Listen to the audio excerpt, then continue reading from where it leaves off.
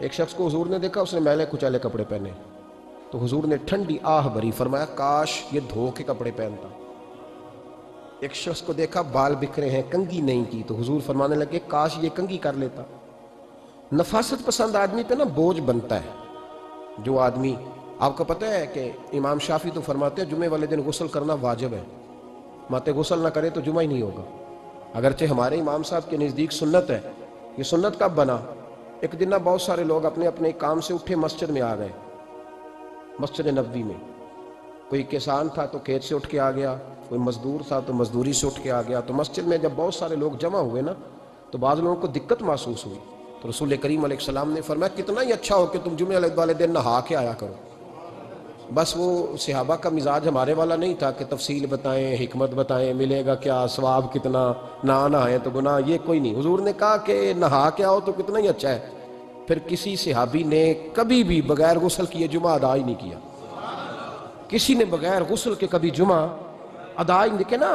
اسلام بڑا خوبصورت دین ہے۔ حضور نے فرمایا جو کچا پیاز کھائے وہ مسجد نہ آئے، پہلے مسواک کرے، دانت صاف کرے، پھر آئے۔ نبی پاک صلی اللہ علیہ وسلم نے فرمایا جو کچی مولی کھائے مسجد نہ آئے۔ مولی کھانا جائز ہے، پیاز کھانا جائز ہے، لیکن منہ سے بدبو آتی ہے۔ نبی پاک علیہ السلام کا ظاہری حسن کیا بات ہے۔ میلاد مبارکہ میں نبی پاک علیہ السلام کی جو چیز بڑی کھل کے واضح آتی ہوتی ہے وہ رسول اللہ کا حسن و جمال ہے۔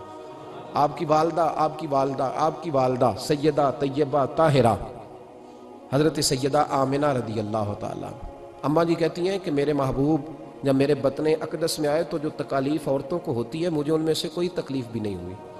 اور اماں جی کہتی ہیں مجھے کبھی کوئی سکل، کوئی بوجھ محسوس نہیں ہوا۔ اور فرماتی ہیں کہ جو ولادت کے وقت لوگوں کو، عورتوں کو تکلیف ہوتی ہے مجھے وہ بھی نہیں ہوئی۔ اور فرماتی ہیں کہ نبی کریم علیہ السلام پیدا ہوئے تو ہمیں حضور علیہ السلام کی ناف کو کاٹنا نہیں پڑا، ناف بریدہ پیدا ہوئے، ختنہ شدہ پیدا ہوئے۔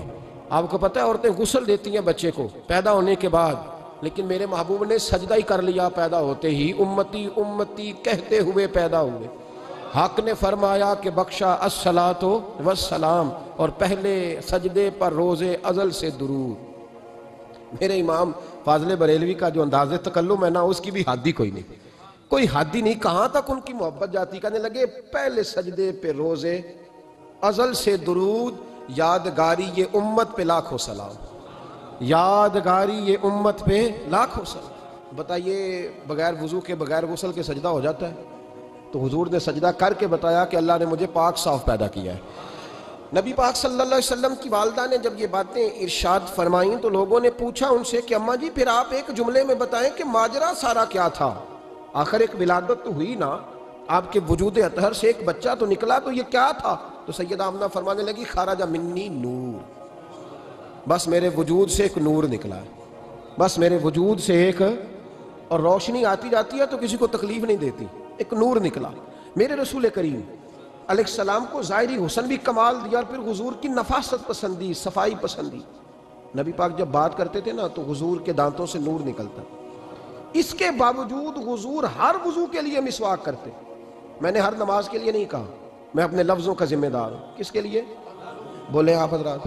ہر وضو کے لیے، یعنی اگر نبی پاک نے وضو نماز کے لیے کیا تب بھی مسواک کی، اور اگر قرآن شریف کی تلاوت کے لیے کیا تو پھر بھی مسواک کی، کسی اور موقع کے لیے وضو فرمایا تو پھر بھی مسواک کی۔ اور سیدہ عائشہ فرماتی ہے جب بھی حضور گھر سے نکلنے لگتے پہلے مسواک فرماتے۔ حالانکہ رسول پاک کے دندان اقدس تو نور والے تھے، ضرورت ہی نہیں تھی۔ ہماری تعلیم کے لیے نفاست پسندی۔ ایک بات میں نے شروع کرنی ہے پر آپ نے ناراض نہیں ہونا، پہلے وعدہ کر لیں، جڑے نہیں بولے انہوں نے کی ارادہ ہو جانا ہے، چلو ہو جائے، کوئی گل نہیں، خیر ہے، ہو جائیں آپ ناراض۔ نبی پاک نے بڑی مونچھیں نہیں پسند کی، حضور کو اچھی نہیں لگتی تھی۔ ایک بات پوچھتا ہوں آپ سے، یہ درد دل ہے میرا اور صرف سمجھانے کے لیے عرض کر رہا ہوں، کوئی تنقید نہیں، اللہ تعالیٰ مجھے نیت کا وضو عطا کرے۔ ایک بات بتانا، اگر بہو کھانا پکا کے لائے اور سالن سے بال نکل آئے تو پھر اس کا کیا حال ہوتا ہے؟ کئی تو بوڑھے پلیٹ اٹھا کے دیوار میں مارتے ہیں، ایسا ہی ہوتا ہے نا، یہ کیا ہے؟ اور اگر کبھی روٹی سے نکل آئے تو بیوی صاحبہ کا کیا حال ہوتا ہے؟ یہ کوئی طریقہ ہے کھانا پکانے کا؟ اور اللہ تعالیٰ معاف کرے، اگر کبھی ہوٹل میں چلے جائیں امیر لوگ 15,000 کا ڈنر کرنے، تو وہاں کسی سالن کی پلیٹ سے بال نکل آئے تو پھر تو پیسے کیا دینے ہیں، پھر تو ان کو اور جرمانہ ہو جاتا ہے۔ یہ تو سارے بال نکل آئے تو مشکل. اور ویسے بھی جو نفاست ہے نا طبیعت کی، اس پر بوجھ بنتا ہے. بال کھانے میں ہو، آٹے میں ہو، تو بوجھ بنتا ہے. تو بڑی مونچھوں والا دوست، بھائی، بزرگ جب پانی پیے گا تو بال پانی میں جائیں گے کہ نہیں جائیں گے؟ حکیم اور ڈاکٹر کہتے ہیں کہ کینسر کے مرض کا خطرہ ہے. اب باقی بھی راضی نہ ہوں. حضور نے بڑی مونچھیں بھی پسند نہیں کی اور چھوٹی داڑھی بھی پسند نہیں کی. حضور نے فرمایا داڑھیاں بڑھاؤ، مونچھوں کو پست کرو، مشرکین کی مخالفت کرو. اور ایک مقام پہ رسول پاک علیہ السلام نے یہاں تک فرمایا کہ جو مونچھیں پست نہیں کرتا وہ ہم میں سے ہے ہی نہیں. نے سخت لفظ. ایک صحابی تھے، آپ یقین کریں نا، کئی دفعہ دوستوں کو کہنا پڑتا ہے، اور کئی دفعہ نا مجھے محسوس ہوتا ہے کہ یار ہم روز ہی کہتے ہیں، لیکن کہتے پتہ کیوں ہے؟ کہ بوجھ بنتا ہے وہ بندہ جو اس طرح کی تباہ کے ساتھ آتا ہے، جو حضور نے پسند نہیں کیا. ایک شخص نبی پاک کے سامنے آیا، قاضی عبدالدائم دائم صاحب نے لکھا ہے، بڑی خوبصورت بات لکھی ہے. کہنے لگے حضور کے سامنے وہ اکثر آیا کرتا تھا تو مونچھیں بڑی تھی، حالانکہ داڑھی بھی بڑی تھی، مونچھیں بھی بڑی تھی. 2-4 دفعہ حضور نے باتوں میں تات اللفظ سمجھایا. کچھ بندے نہیں سمجھتے. تات اللفظ سمجھاؤ یا بڑا کھول کے سمجھاؤ، پر بات سمجھنے کو تیار نہیں ہوتے. پتہ نہیں کیا ایسا حسن ہے بھئی، جو حسن نبی پاک نے پسند نہیں کیا وہ کبھی حسن ہو سکتا ہے؟ کبھی خوبصورتی ہو سکتی ہے؟ وہ کسی کا ذاتی کلچر تو ہو سکتا ہے، پر دین کی تہذیب نہیں. نبی کریم علیہ السلام نے کئی دفعہ سمجھایا تو ان کی سمجھ میں بات نہ آئی. ایک دن وہ بیٹھے ہوئے تو حضور نے ایک صحابی سے فرمایا کینچی لاؤ. کہنے لگے میں سمجھ گیا کہ میرے ساتھ کچھ ہونے لگا ہے. ساتھ ہی حضور نے فرمایا ایک مسواک بھی لانا. کہنے لگے میں نے کہا بچت ہو گئی، میرے تو دانت صاف ہے. تو یہ شاید اس کی بات ہونے لگی ہے جس کے دانت بھی ٹھیک نہیں. دونوں چیزیں جب آ گئی نا تو حضور اٹھے، اور نبی پاک نے مسواک ان کے ہونٹوں پہ رکھی. اسی سے آبی ہونٹوں کے اوپر مسواک رکھ کے تو اوپر سے حضور نے مونچھیں کاٹ لی. فرمایا یہ نہ ایسا کرو، یہ چیز مجھے پسند نہیں ہے. حضور نے نفاست پسندی کو. اب تو اللہ تعالیٰ خیر کرے، ملانگا آ گئے مارکیٹ میں. ملانگ، درویشی، فقیری، ان کے پاس رش بھی زیادہ ہے، ان کے درباروں پہ بھی رش زیادہ ہے. جی کہتے ہیں حضرت صاحب درویش آدمی ہے. بھئی روٹی تو پورے ٹائم پہ کھاتا ہے، مونچھیں کٹوانے میں ہی درویش ہو گیا ہے.